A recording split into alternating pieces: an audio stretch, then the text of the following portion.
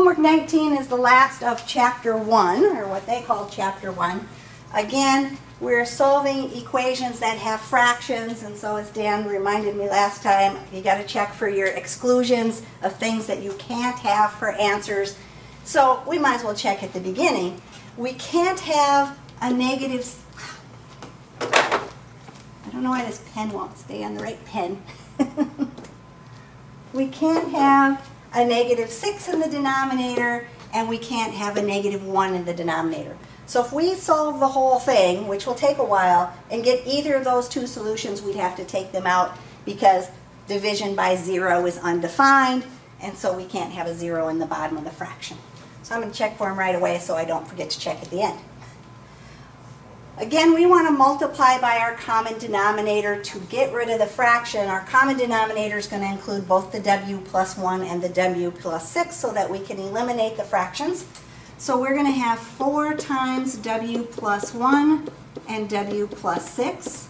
On this one, when we multiply by the w plus 1 and the w plus 6, the w plus 6 cancels. So we're going to have plus 5 times w plus 1. On the other one, both of them are going to cancel. That's going to cancel there, that's going to cancel there. There's a minus sign there, so I'm going to have a minus 6 on the end. Now, personally, I like to FOIL this first before I multiply by the 4. Not that it really should make any difference, but that's the order I'm going to do it in. So I'm going to multiply that out.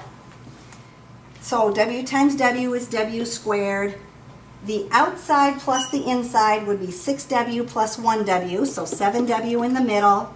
1 times 6 is 6. So I've got 4 times w squared plus 7w plus 6. I'm then going to distribute that out. So 4w squared plus 28w plus 24. So I got that first part done. The next part, distributive property, plus 5w plus 5 equals my minus 6. Now I have a quadratic expression. I know I have it set equal to 0, so I'm just going to go ahead and plus my 6 over here before I start combining all my terms, because I'm going to have to combine it in there sooner or later anyway. So we have a 4w squared. We have 28w plus 5w, which would be 33w. And we have 24 plus 5 plus 6, which looks like it's 35. And if I make a mistake somewhere, holler at me so I don't go through the whole problem and get to the end and you say, I have something different.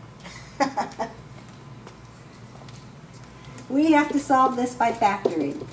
So we have to be careful again. If I have a 4w squared, it could be 4w and w, might be 2w and 2w. You really just don't know, you're just going to guess and check. I'm going to start with my 4w and my w. Both my signs are pluses, so plus and a plus. Factors of 35, probably 7 and 5. I want to get 33, so I'm going to try the 7 over there and the 5 in the middle. 28 plus 5, sure enough, adds up to 33, right? So then I'm going to solve these. If 4w plus 5 equals 0, again we've got to minus the 5 and divide by the 4, so we get negative 5/4. And if w minus or plus 7 equals 0, we've got to minus the 7, so negative 7.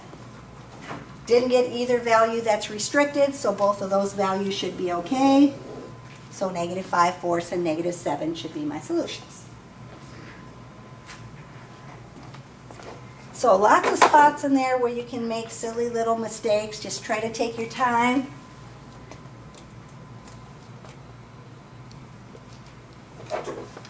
And so again, number 2, if I check my restrictions first, what 2 values can't I have in the denominators? Negative 1 and negative 2. So if I would get either of those answers, I'd have to cross them off and say can't have those. Multiplying by my common denominator, I'm going to use both the y plus 1 and the y plus 2, so I'm going to have 8 times y plus 1 and y plus 2. I'm going to have minus 1 And here the y plus 1 would cancel out, so I have to multiply by the y plus 2, the opposite one. And then I have a 5. The y plus 2 would cancel out, so I'm going to multiply that one by the y plus 1.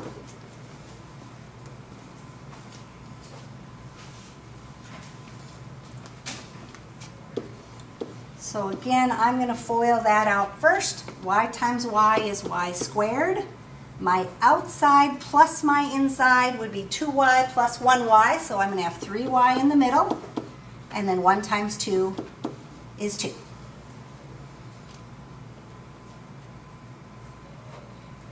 So 8y squared plus 8 times 3 would be 24y plus 8 times 2 is 16.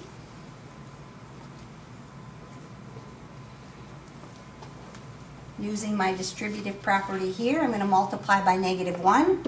I'm going to leave the 1 there just for fun. -1y minus 2 equals, on the other side, 5y plus 5. And again, since I know I have to set it equal to 0, before I combine my like terms, I'm going to minus my 5y and minus my 5, and then I'll just combine them all at the same time. So we have an 8y squared, 24y minus 1y minus 5y would give me, oops, positive 18y. And then I have a positive 16, a minus 2, and a minus 5, which would give me a positive 9. Did I get all that right? Sure, you're just going to believe me, huh? Factoring that looks interesting to factor.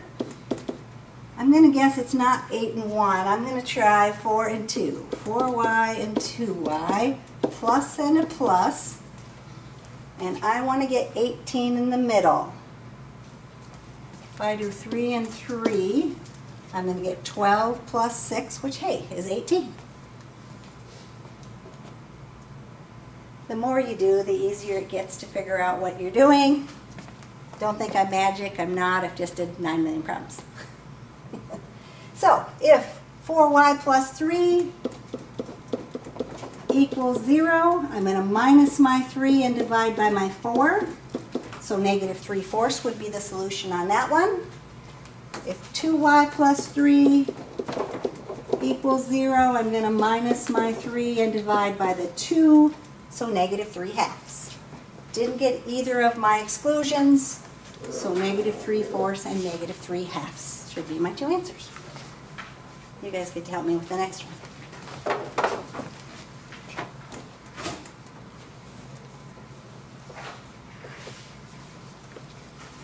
Number 3 then. First of all, if I pick out my exclusions, what values can't I have for answers?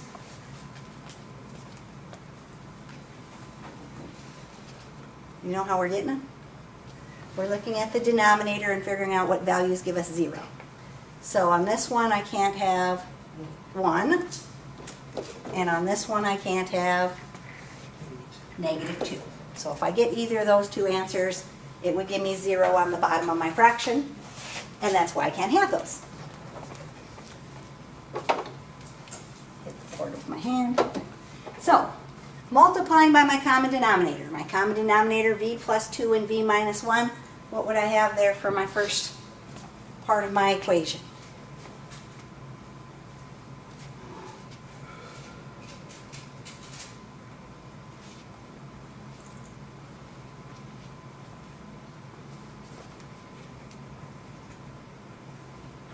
-3 v minus 1 v plus 2. So the -3 is multiplied by both of those two things, plus the 1 is going to be multiplied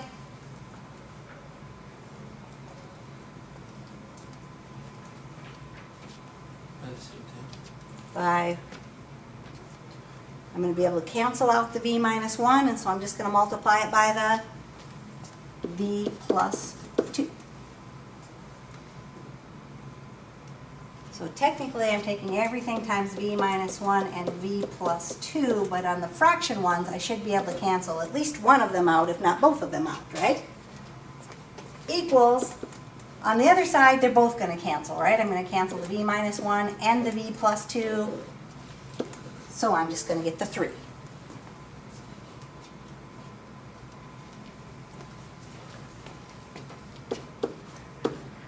So if you FOIL out v minus 1 times v plus 2, what would you get there? V squared plus V minus 2. V squared plus v minus 2. So distributing my negative 3, I have negative 3v squared minus 3v and plus 6 then. Over here, we're going to have a plus 1v and a plus 2 equals our 3.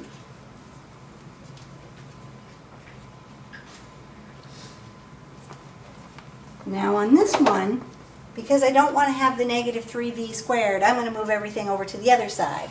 So I'm going to add my 3v squared, add my 3v, minus my 6, minus my 1v, and minus my 2. Oops, 3v squared. So I have 3v squared, I've got 3v minus 1v, which would be 2v, and then I've got 3 minus 6 minus 2, negative 5, huh?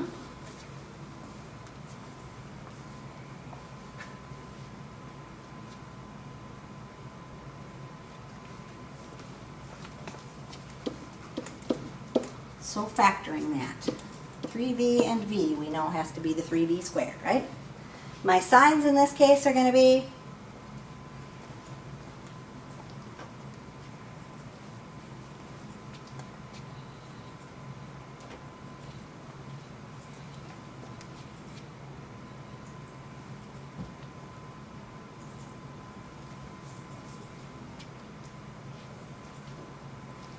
what kind of signs am I going to have in here?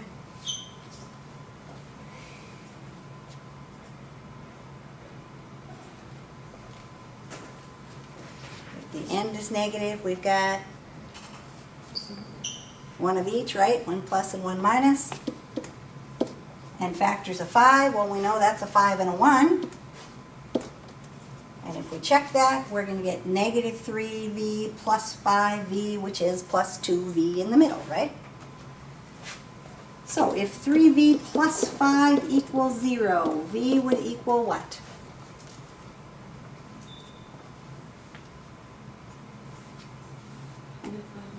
Negative 5 over 3. And if v minus 1 equals 0, we would get 1. Positive 1.